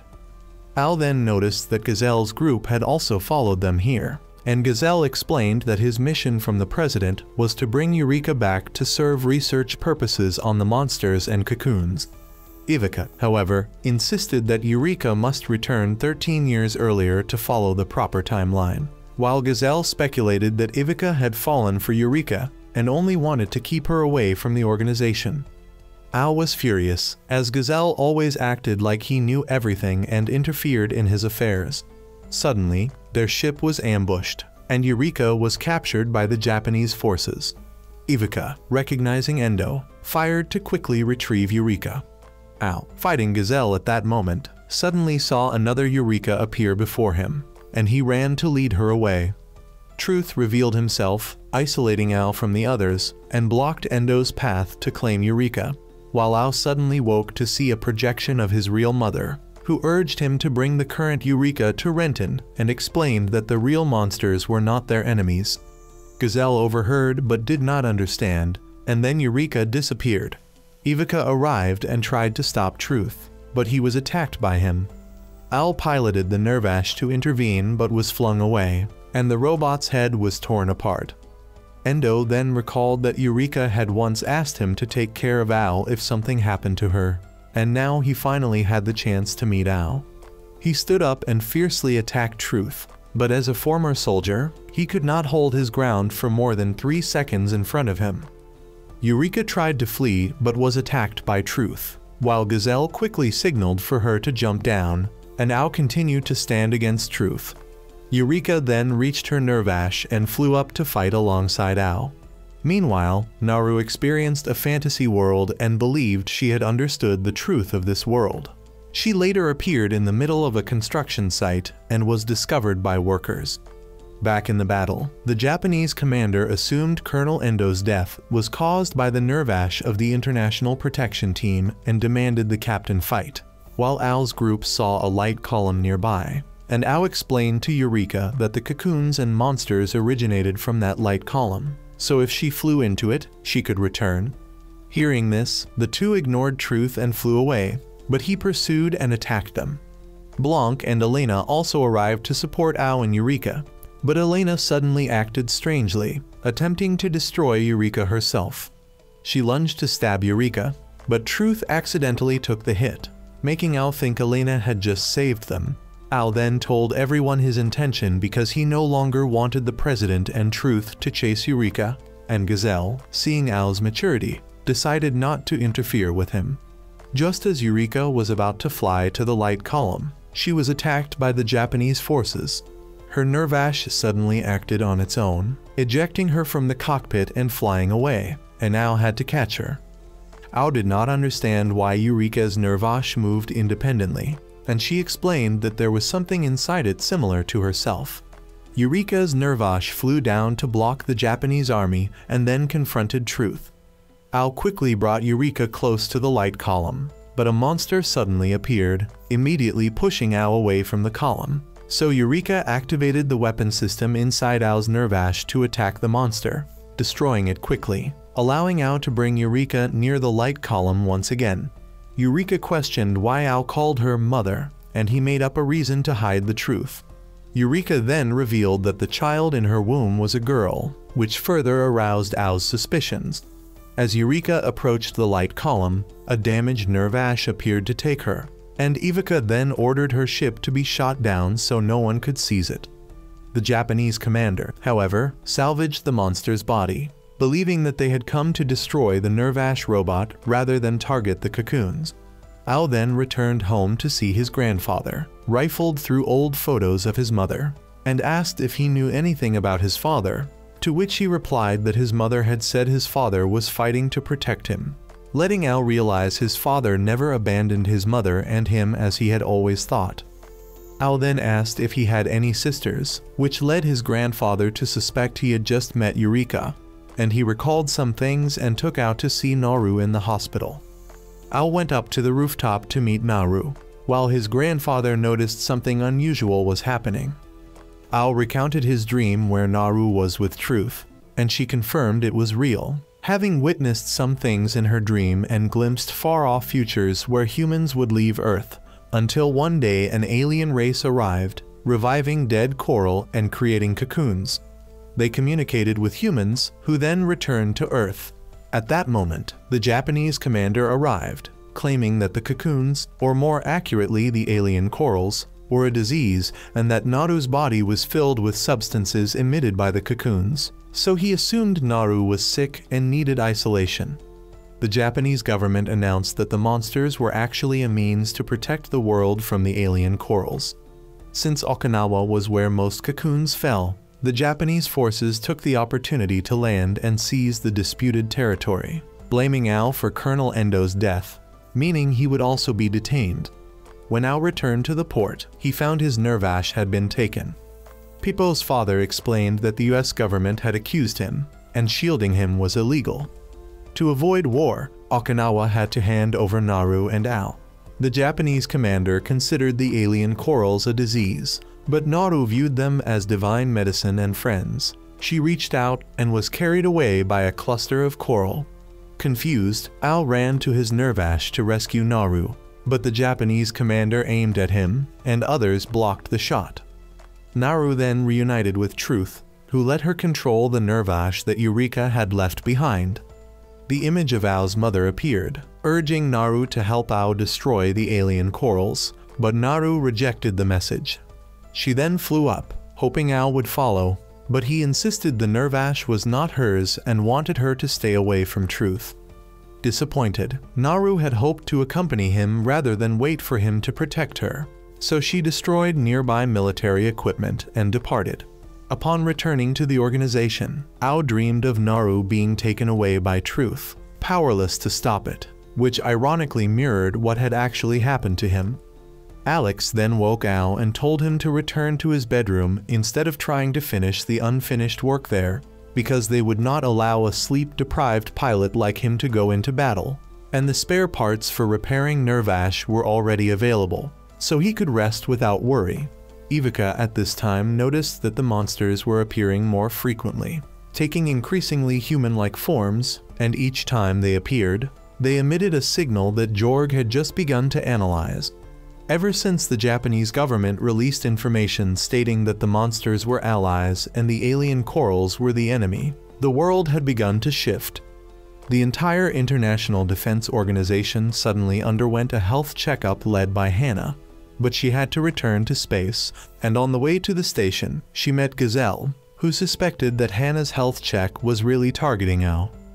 Ao later sneaked to meet Gazelle to obtain some sleeping pills, as he had been suffering from insomnia due to nightmares about Naru. Gazelle asked if he had thought about what his mother had said before, but Ao ignored it. Soon after, the Japanese military shared research data they had collected from the monster's head. Discovering it emitted waves that could be used to communicate with the monsters. Han and Pippo were sent there to extract information, but shortly after, both the Japanese forces and the International Defense Organization received news that an alien coral whose core had been previously extracted had suddenly reactivated. Ivica's team quickly set out to handle it and discovered that monsters had arrived as well. The monsters now had fully human forms and a much larger operational range. Elena fired rockets from afar, but they had no effect even though the monsters took full hits. Ao chose to engage in close combat but was shot back. He tried to dodge, yet the monster's missiles could track targets, and despite his efforts, he was hit and downed. Ivica immediately requested the president to send reinforcements. The 3 girls from Bruno's team were dispatched, and Gazelle was added to the support team. When Ivica tried to contact Ao, he realized Gazelle had arrived and was piloting nerve ash in Ao's place. The president also received news that all alien corals that had been inactive suddenly reactivated, with quartz appearing inside them, unsurprisingly orchestrated by Truth and Naru. Ao then woke to find Chloe beside him. She was now uncertain who their real enemies were and showed Ao that the coral clusters were growing again. Since Ao's nerve ash was damaged, they would replace him in the battle, and he was told to rest and avoid causing trouble. However, when Chloe's team left, Ao changed and went to battle again, reaching the command room where the monsters had appeared. He planned to use himself and nerve ash as bait so others could attack, but Ivica rejected this and ordered Elena and Blanc to bring Ao back to wait for instructions. Jorg now had the ability to interpret the monster's language using data Han had stolen from the Japanese military. But Han and Pippo were soon discovered by security and luckily helped by a senior inspector.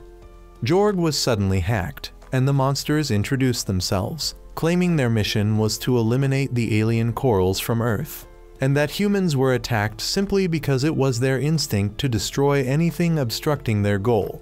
Ivica asked why the corals had suddenly reactivated, and they explained that 10 years ago, a large amount of quartz had been suddenly extracted from the corals. Ivica did not want them to continue, so he agreed to help destroy the corals, but the monsters refused, stating that their purpose was to eliminate the corals on behalf of humans. The US government then called the president, asserting that the monsters were only targeting the quartz, which had always been in the president's possession, and demanded that he take action to change the situation. The president replied that he was keeping the quartz safely in space and that the monsters would still need to be eliminated. The president then formulated a plan for all teams, stating that there were currently 18 locations where alien corals had reactivated and monsters were attacking. So he would use all the quartz cores he possessed to lure all the monsters to the North Pole and eliminate them at once with heavy firepower. Gazelle advised Ao to get enough sleep, even if he had to use medication, because he wouldn't have the strength to fight while sleep deprived. Ao was now quite confused, unsure of who his real enemies were, so Gazelle asked whether he wanted to return to the island. Meanwhile, the world had split into two factions. One still trusted the International Defense Organization and its new campaign, while the other distrusted them for hiding the existence of the quartz cores from the world. The US government had pledged support for the International Defense Organization, but the Global Alliance did not, believing the president was acting independently, treating the quartz as his private property. Ao's team was then deployed, and from the space station, Hannah launched a small ship containing all the quartz cores. Nauru stood to defend their home island from the monsters. But the quartz ship flew past and drew the monsters' attention, as all monsters worldwide sensed the massive quartz and immediately pursued it. Ao's group's task was only to follow and monitor the quartz ship, without approaching too closely to engage. However, shortly after, Ao suddenly woke up in a tent. Blanc and Elena explained that he had fallen asleep while following the quartz ship, so they had brought him back. When he was ready to depart again, he noticed many other factions joining the campaign. On the way, Ao learned that they would need to deal with monsters at a factory, where Chloe's parents worked. Soon after, Ao dreamed of Nauru, who wanted him to protect the corals with her. He was then awakened by two girls from his team, who informed him that Chloe's team was in trouble. 25 minutes earlier, a Soviet missile had been launched but targeted the quartz ship instead, and they suspected Truth of causing the deviation. Chloe's team had to destroy the missiles, but the explosions had caused the quartz ship to veer off course, preventing it from reaching the North Pole on its original trajectory. Ao's group was tasked with stabilizing the ship and returning it to its original path. They departed. Blanc approached the ship and lifted it, while Elena, seeing monsters approaching, had to fly out to intercept them, but she was quickly hit and damaged. Blanc then took a risk, activating the third engine to try to adjust the ship's trajectory as quickly as possible, but the third engine suddenly malfunctioned. The president ordered his daughter to retreat and decided to detonate the ship, knowing the explosion would at least eliminate a large portion of the monsters, though part of the nearby land would be wiped out. He issued evacuation orders. Those who escaped in time would survive, while the unlucky would not. Ao chose to act independently and launched despite being scheduled to deploy after Blanc finished her work, wanting to change the situation and prevent anyone from dying. Ivica allowed him under the condition that he would return afterward. Ao went to assist Blanc, instructing her to take Elena to safety first while he handled the situation. He then attempted to move the ship, but the monsters pursued quickly, forcing him to lift it higher. He crushed the ship's hull and carried the entire quartz load upward. Suddenly, the quartz transformed into a weapon in Ao's hands, allowing him to fire a shot that destroyed all the pursuing monsters. Upon returning, Ao was praised for completing the mission, despite the plan going slightly off course. When he landed, he asked about the nearby coral and learned that there were no alien corals there, and it seemed that Chloe's team had vanished entirely, as if their existence had been erased. Upon returning to the base, Ao was taken for a checkup, and no one knew what the Bruno team he mentioned was. He asked Gazelle to investigate the area where they had just landed, and Gazelle reported that the place had long been uninhabited.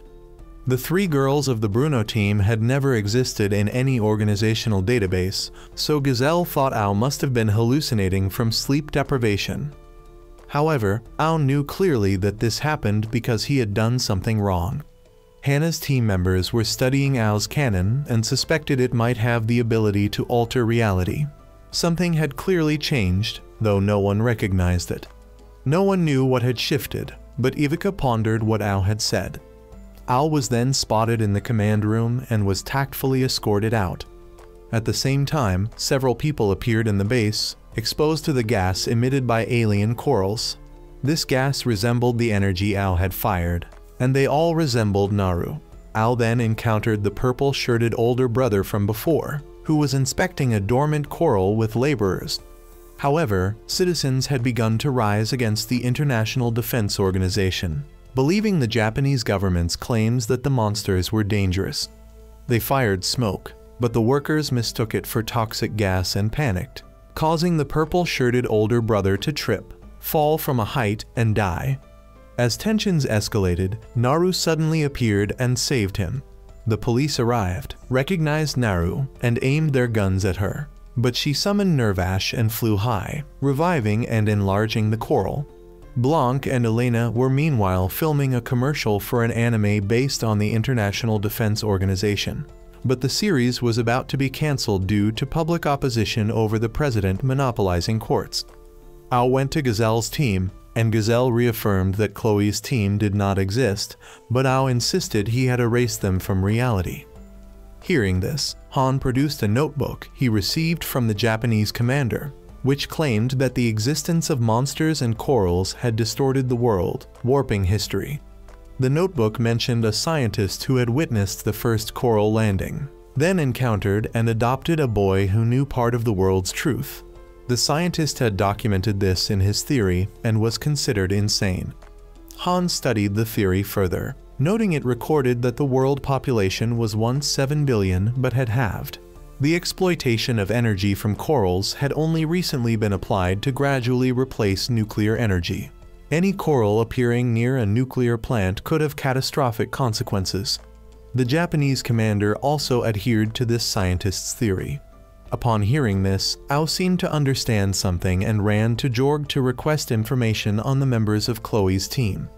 Elena and Blanc, searching for Ao, overheard his quest and followed. This time, Ao found information about them. Since no coral outbreak had occurred in Chloe's hometown, she had never faced any disaster to require joining a pilot team, and she was now simply living a normal life. History had changed, but the people themselves were not erased. Ao then requested a day off to visit Chloe's new home, with Elena and Blanc accompanying him to supervise. He saw her family living safely, but wondered whether not becoming a pilot had made them happier. Jorg advised Ao to observe their lives carefully, but Ao avoided it, unwilling to know too much. A few days later, Ao's team set out to deal with a coral cluster appearing at sea, but the United Nations had declared ownership over it, forbidding the International Defense Organization from intervening. The president then ordered everyone to return, as the UN had exposed his concealment of the quartz, limiting the organization's operational rights. Suddenly, Ao's cannon activated on its own and tried to break free from the ship. Jorg believed the ship could not contain the cannon's will, and it flew into Nervash, completely beyond Ao's control. The cannon dragged Ao near a coral cluster and absorbed the quartz. The UN considered this an act of rebellion and opened fire, forcing Ao to flee far to shake them off. When the cannon finally stopped, he released it, but was immediately captured by Truth. Ao realized it was dangerous, capable of altering the world, but it was exactly what Truth needed. Truth then created a hand of water to drag Ao into the sea, where he once again met his mother, who trusted that he now understood what had happened to her. Time travel had caused Eureka to have issues, allowing her to appear only briefly before him, but Ao believed his cannon could help him find his mother. Eureka explained that his father, Renton, was also searching for the cannon, which was still incomplete. Ao decided he would finish it. He flew up to retrieve the cannon from Truth, intending to shoot him, but Truth agreed to stand still, and Ao hesitated, fearing further alterations to reality if he fired. The US military arrived, prompting Truth to leave. They contacted Ao, offering support he could no longer receive from the International Defense Organization. Elena and Blanc flew to bring Ao back, but he refused both, choosing instead to go with US forces. Meanwhile, Elena and Blanc worked on stabilizing the third engine, believing only by matching Ao's skill could they earn the trust he needed. At this time, a senior inspector presented Ao with agreements, promising him freedom of action as long as he operated under their alliance. 13 years prior, the inspector knew how Ao's mother had arrived in this world and that Nervash had dropped her from a height. The US government found Nervash, but his mother disappeared. Years later, when the first coral appeared, they needed a pilot for Nervash, and Ao's mother had agreed to help. The inspector understood the president's motive for hiding the quartz, but now believed that with Ao's cannon, there was a cleaner way to handle it. Meanwhile, Ivica received footage of negotiations between Ao and the US, showing they wanted to bring him under their control, but they did not understand why he chose to go with them. Ao called Ivica, expressing guilt and a desire not to involve them, but Ivica felt Ao had lost faith in them. Ao hung up, reasoning that leaving the cannon with the organization would be dangerous, yet he could not discard it because he needed it to reunite with his mother.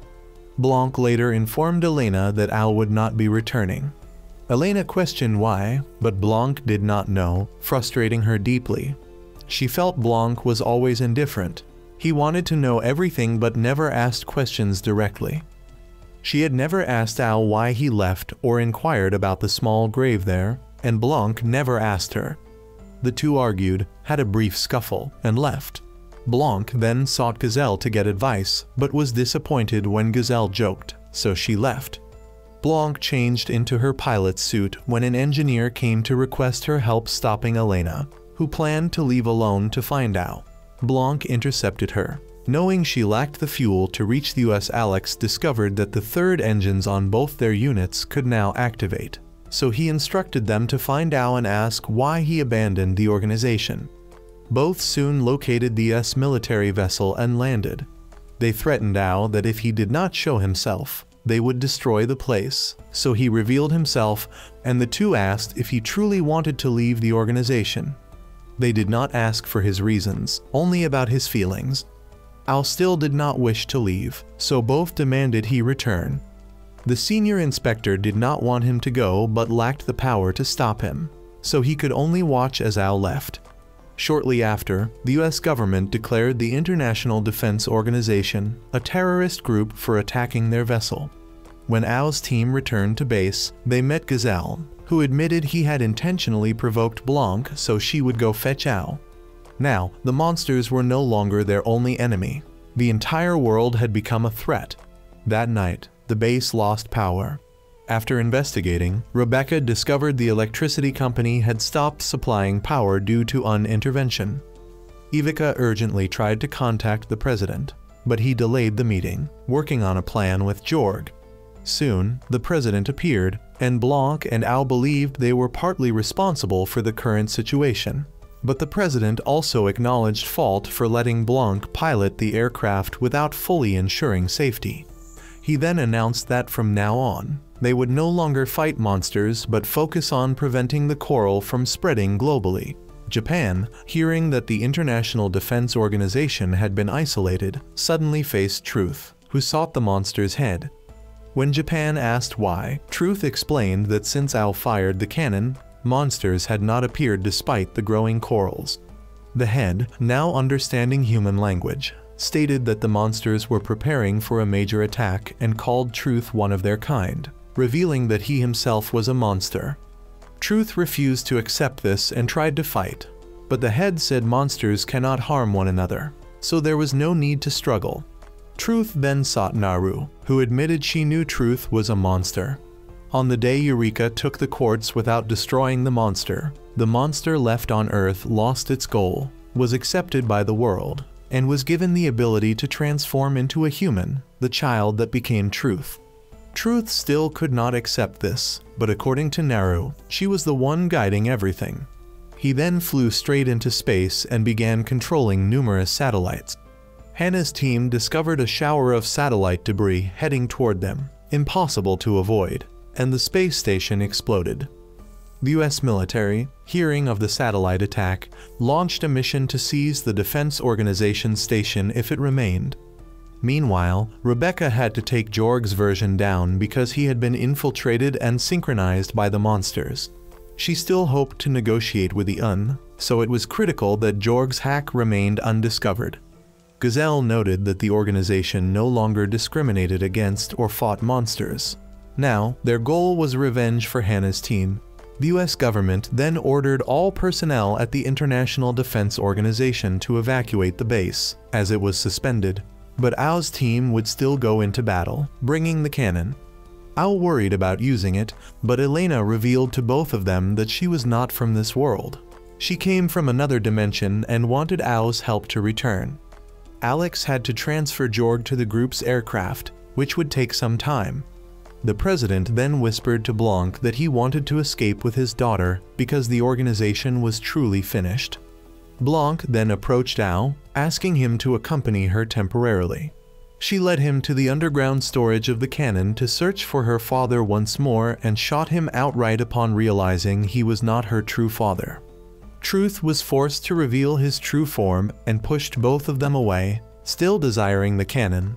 But just then, the real president arrived and extracted both of them from the situation. He wanted Ao to lead his daughter away and uncover the truth about the world, whether the monsters were truly good or if they had some hidden schemes. He then locked the door and ordered them both to leave immediately, drawing his gun to face Truth. But an ordinary human like him was hopeless. However, he revealed to Truth that he suspected him to be a monster with amnesia.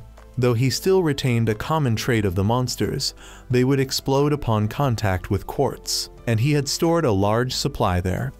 He activated the furnace behind him, sending the quartz containers toward Truth, causing him to explode. Jorg, or rather the monster that had infiltrated, then asked Ao what had happened inside. After learning that Truth had touched the core and exploded, it explained to Ao that monsters like them were creatures that hunted quartz, and any contact would trigger an explosion to destroy the quartz, regardless of obstacles nearby. Blanc did not want to hear this, but Ao needed the information because the president had suggested the monsters might not be inherently evil. Gazelle then arrived to take both of them away, uncertain when the UN might strike. Ao met with Ivica's group to report the events, planning to return for the cannon with Jorg's help to start the system. Rebecca did not understand why Jorg was still operational, and Jorg explained that Ao's machine had its own security system. Rebecca opposed the plan, favoring a safe method to ensure everyone survived, but ultimately, all agreed to fight for the truth. Ao boarded Nervash to retrieve the cannon, while Ivica took Jorg onto the main ship to start it up. Rebecca still hesitated, but Ivica respected that the children had made their own choices and wanted her to decide. He handed Jorg to her, and seeing Ivica's trust, she chose to join the group. The UN began attacking after civilians evacuated, but Ivica waited for Ao to return before launching. Ao told them to go ahead, confident he could escape after securing the cannon. Near the storage, the cannon suddenly reacted and flew upward, dragging a mountain of quartz and destroying the base. Ivica's ship quickly took off before the base collapsed. Ao decided to no longer fear the cannon, jumped to grab it, and absorbed all the quartz. Blanc asked Elena about the incident, but Elena's signal was gone. Ao aimed his gun, but Hannah's team stopped him, all safe thanks to evacuating before the space station exploded, though they lost 200 crew members. Hannah indicated her team would side with the UN, so Ivica ordered Ao to withdraw, giving them time to plan their next move. Ao's team then flew into space, and Blanc called him to find Elena, but she had disappeared, having chosen to betray and side with the UN. Suddenly, Hannah detected a signal from the ruins. A robot emerged, the same one that appeared after the first choral event, which alone had leveled a large area. Truth had now merged with the robot and attacked the UN.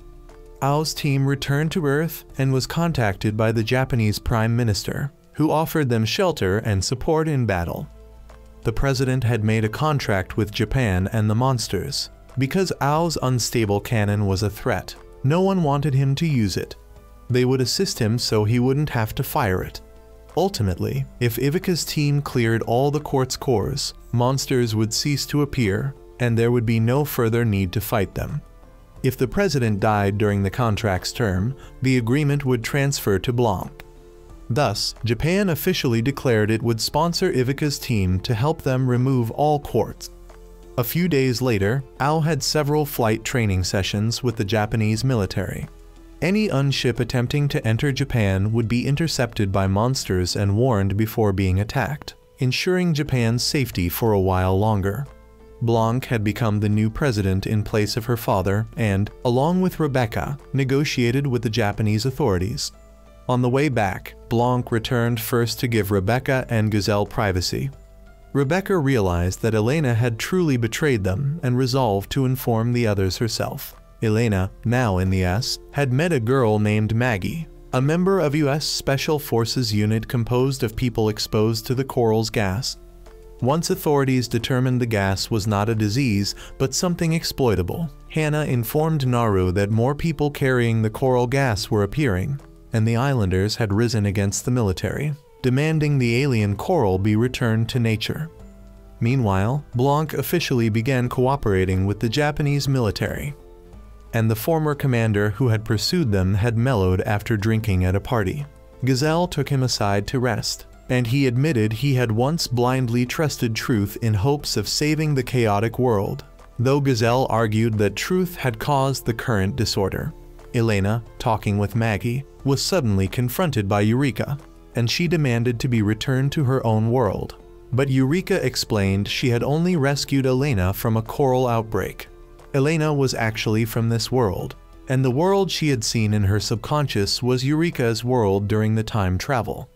Elena was shocked, realizing she was not an alien but still a human of Earth. Meanwhile, Ao woke up in the home of a pilot from the Japanese military after having dinner with him the night before. The former commander was discussing with Jorg, the monster, about wanting to bring Japan to world domination. But Jorg had studied human history and knew many dictators had sought the same and paid the price.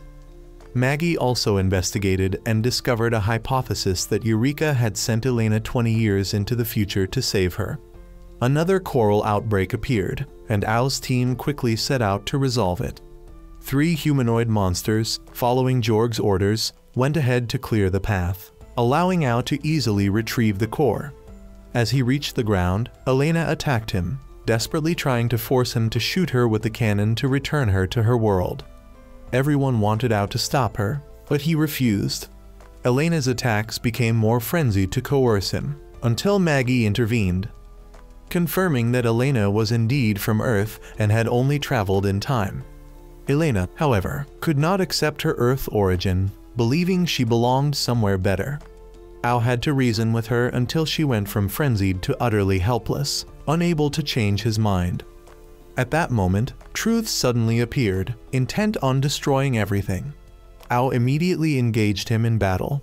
Blanc did not know Truth's true motives, since he was a monster and had previously cooperated with the Japanese government, yet now sought total destruction.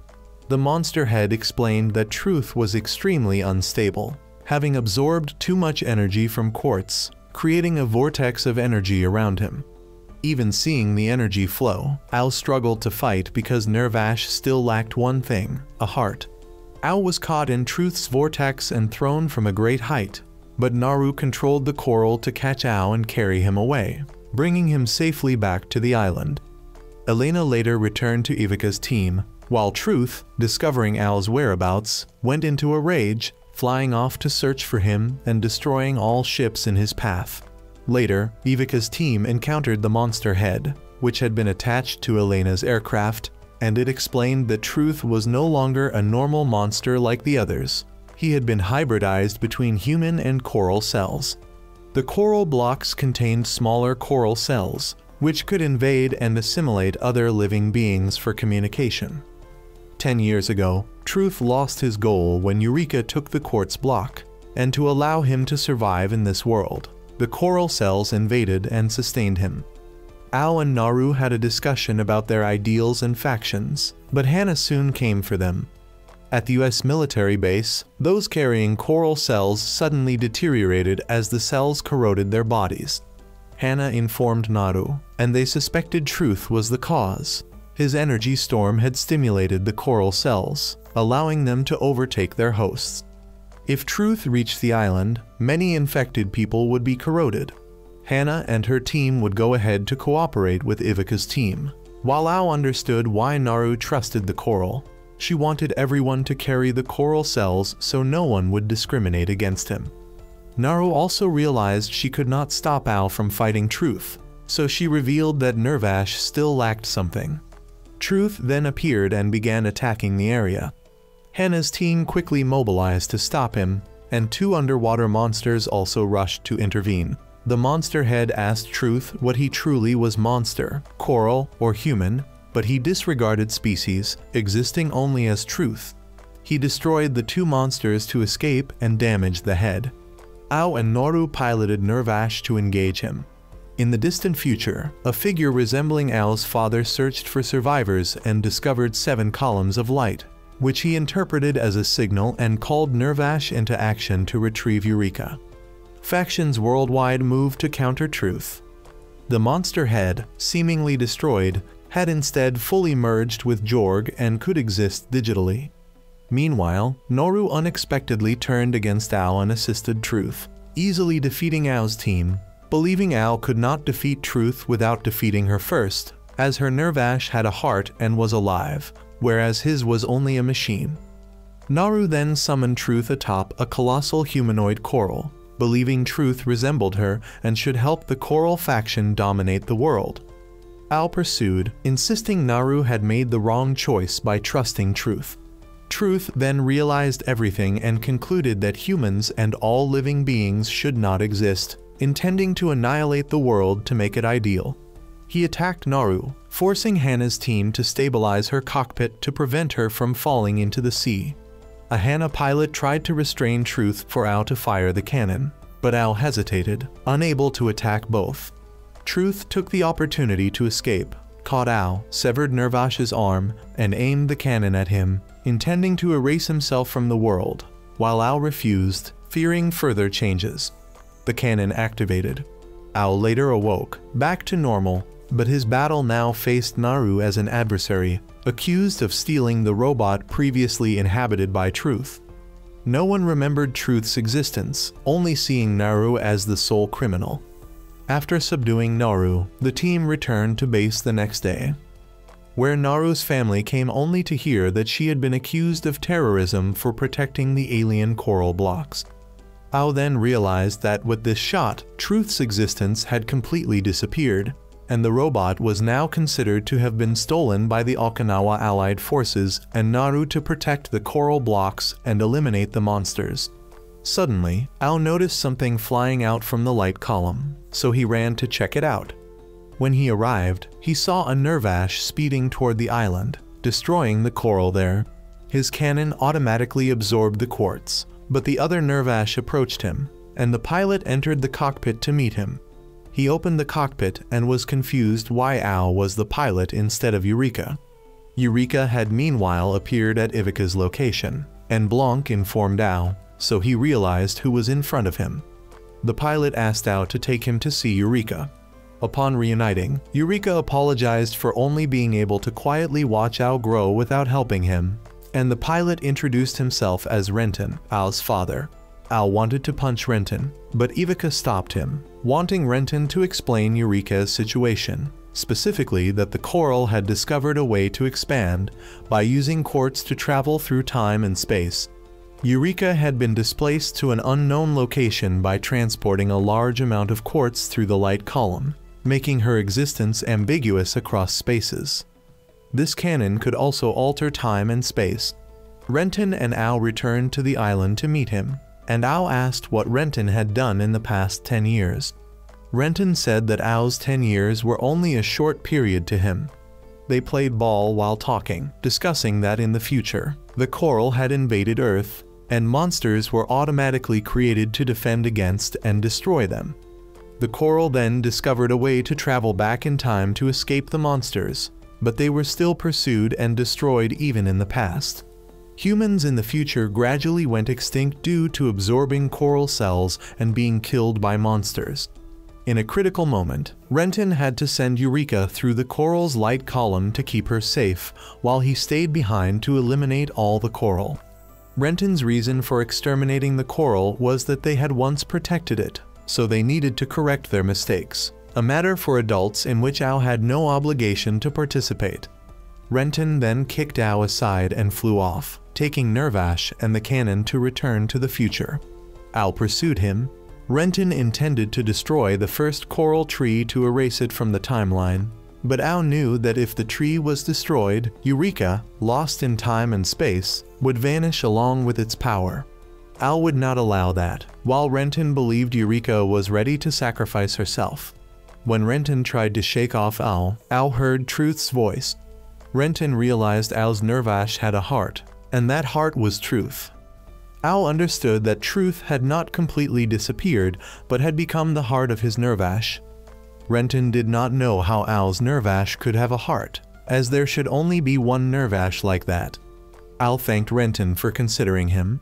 He also learned what had happened to his sister. When she was born, the future's high energy density petrified her, causing her death, which was why his parents had gone far away to return here, ensuring his safe birth. Ao realized he did not need his father to erase the coral trees, as Naru and many others were symbiotic with the coral cells, and if it disappeared, so would their existence. Though Ao knew this world was imperfect and flawed, it shaped him, so he overcame and took the cannon from Renton. He then said goodbye to Blanc and flew straight into the light column, requesting Truth to take him 10 years back, to the moment his mother was about to leave. Ao appeared, and Eureka immediately recognized him. She revealed that she remembered Ao from the time they had fallen into the sea together, and the broken Nervash that had appeared back then was in fact Ao from the present. Ao now knew everything about Eureka, and Renton also arrived at that moment, so Ao asked his father to take his mother away, because he believed this moment was the reason he was born.